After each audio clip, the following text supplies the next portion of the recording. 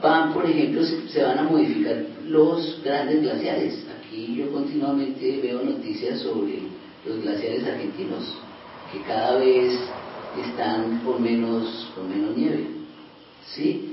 Se van a secar fuentes de agua en distintos lugares del mundo, es decir, que eso va a generar problemas alimenticios y problemas hídricos en distintos lugares del mundo. Y esta tampoco es una perspectiva futura de largo plazo, estamos hablando de una perspectiva inmediata que se da en distintos lugares del mundo, y eso tiene consecuencias políticas.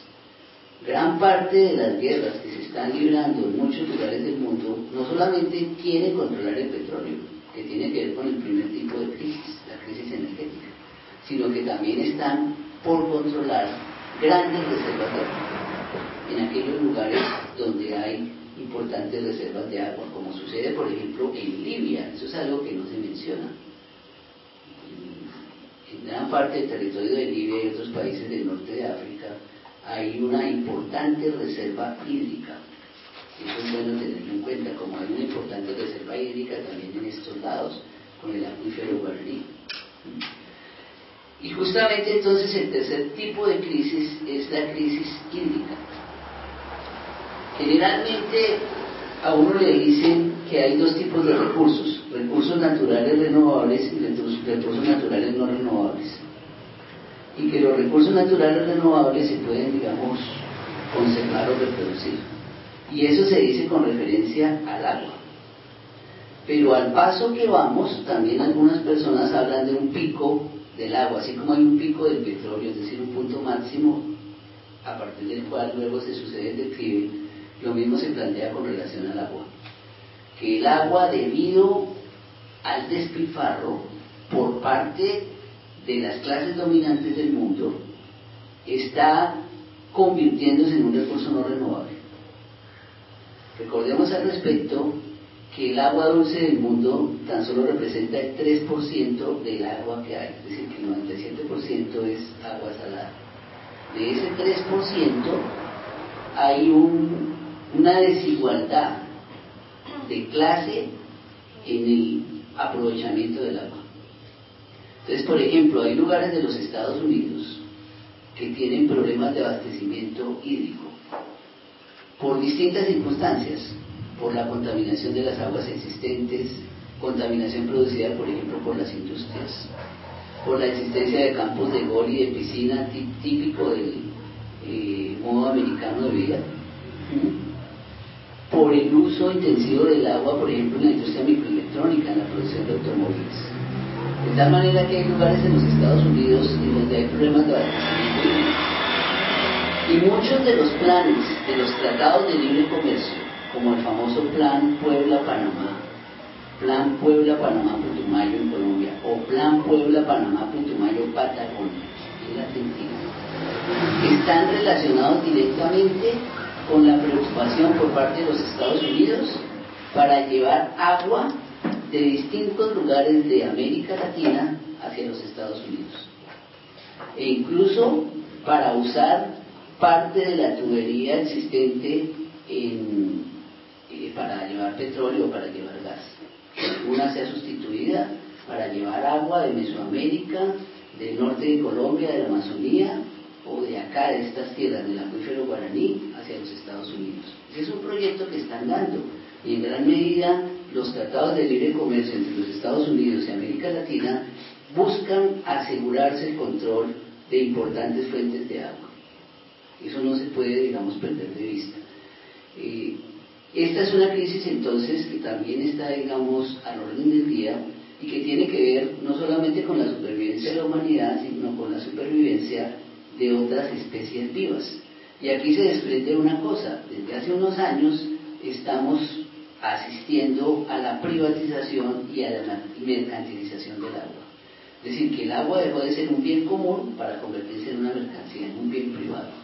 Y eso supone la expulsión, la expropiación de tierras, porque la tierra obviamente está ligada al agua. La construcción de grandes megaproyectos en distintos lugares del continente que buscan acopiar importantes reservas de agua dulce.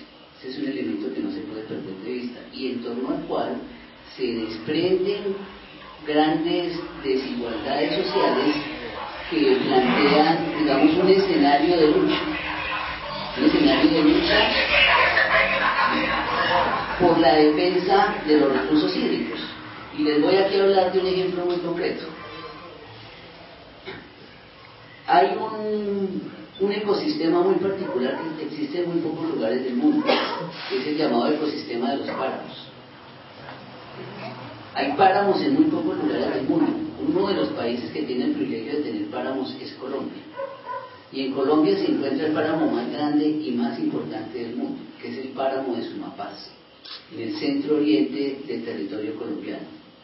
Resulta que este páramo abastece de agua nada más ni nada menos que a Bogotá, una ciudad de 8 millones de habitantes. Pero dada la importancia del páramo de Sumapaz, en Colombia estamos asistiendo a la privatización del páramo, al reparto del páramo entre grandes empresas transnacionales, entre ellas Coca-Cola. Porque Coca-Cola no solamente produce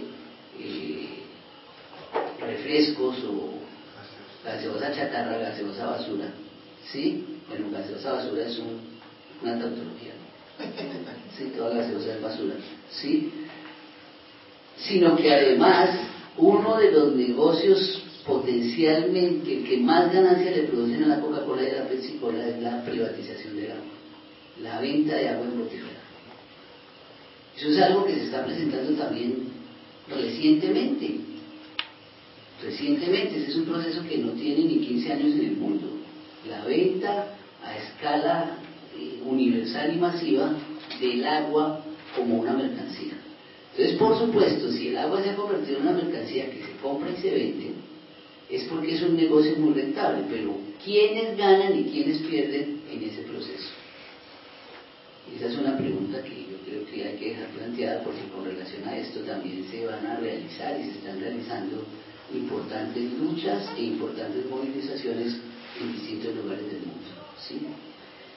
Otra crisis que está relacionada y que ha estallado en los últimos años, digamos, con bastante fuerza, o que se ha hecho pública porque tal vez nunca se resolvió, es la llamada crisis alimenticia, que es otra crisis que es necesario plantear. Y el hecho, digamos, emblemático es que en el año 2009 hubo rebeliones alimenticias en 50 países del mundo. Y aquí yo quiero hacer un breve paréntesis, ¿no? Generalmente el capitalismo dice que ese sistema ha logrado producir alimentos para que la gente no se muera de hambre, lo cual pues no tiene nada que ver con la realidad, pero ideológicamente ellos lo dicen. Y entonces ellos decían, sus ideólogos, que el capitalismo se diferenciaba de otras sociedades, que las sociedades anteriores conocían de manera periódica las llamadas crisis de subsistencia, crisis alimenticias. Y gran parte, por ejemplo, de rebeliones, de motines, de levantamientos que se presentaron en muchos lugares del mundo en los siglos XVII, XVIII y XIX se generaban precisamente por eso. Eran levantamientos o motines de subsistencia, es decir, que en distintos lugares del mundo la gente se levantaba porque, por ejemplo, subía el precio del trigo y el precio del pan. Y al subir el precio del trigo y del pan, inmediatamente mucha gente se moría de hambre, no tenía con qué comprar estos productos. Y entonces eso llevó a que se presentaran levantamientos, algunos de ellos espontáneos, otros organizados en distintos lugares del mundo. Cuando el capitalismo se urbaniza y da la impresión que las ciudades están solucionadas una parte de los problemas, lo cual nosotros sabemos que no es cierto, ¿sí? Pero eso se presenta como, digamos, como un resultado positivo y alrededor de eso se hace propaganda. Entonces se dice que los mitos de subsistencia y los problemas de hambre son cosa de otras sociedades, de sociedades anteriores al capitalismo. Ahora la realidad ha demostrado que esa era una mentira y que el capitalismo mismo ha vuelto a vivir en sus entrañas mitos de levantamientos, insurrecciones populares relacionadas con el abastecimiento. Porque aquí entonces se plantea otro problema, y es que como se dice que las ciudades se pueden abastecer por sí mismas, y alrededor de esto se ha dirigido toda una explicación teórica, de la cual no les voy a hablar con mucho detalle, simplemente la voy a mencionar. Se dice que ahora la tierra no es importante.